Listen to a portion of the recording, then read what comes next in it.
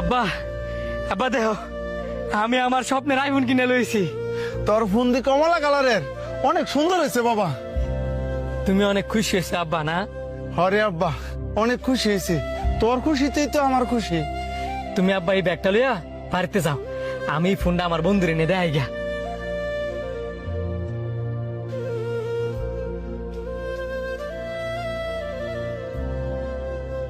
বন্ধু এই দেখ আইফোন লইছি। 17 Pro Max? নিশ্চয় চুরি করছস? চুরি করবো কি লিগা? আমার আব্বাই আমার কিনে দিছে।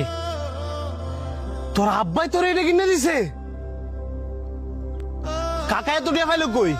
আমার কিছুটা জমাই না ছিল, আব্বার কিছুটা জমাই না ছিল, আমগো এই দুইজনের টা মিলে ওই এই আইফোনটা কিনছি। কাকার এত বড় একটা রূপ, আর তুই কাকার অপারেশন না করায়া স্বার্থপরের মতন আইফোন কিনে লাইছস? কি কস আমার আব্বার রোগ? আমার আব্বার রোগ আমি জানি না, আর তুই জানস? আমিও জানতাম না, যদি কিনা আমার মায় আমারে না কইতো। আর আমার মারে কইছে তোর মায়। আমরা সন্তানেরা অনেক স্বার্থপর। একটা বাপ নিঃস্বার্থভাবে একটা সন্তানের শুরুতে অনেক কষ্ট করে লালন পালন করে বড় করে তুলে। আর আমরা সন্তানেরা ওই বাপেরই একটা খোঁজ খবর লই না যে বাপটা কেমন আছে। হ্যাঁ, খোঁজ খবর লই কখন? যখন আমাদের প্রয়োজন হয়।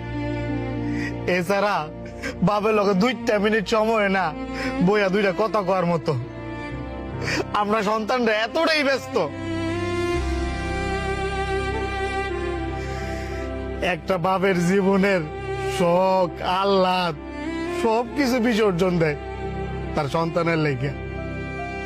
মনে করে কি তার শখ আহ্লাদ দুঃখ কষ্ট সবকিছু হচ্ছে তার সন্তান।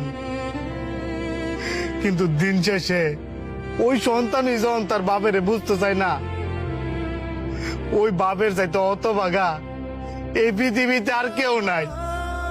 আসলে তুই ঠিক কইছস। আমরা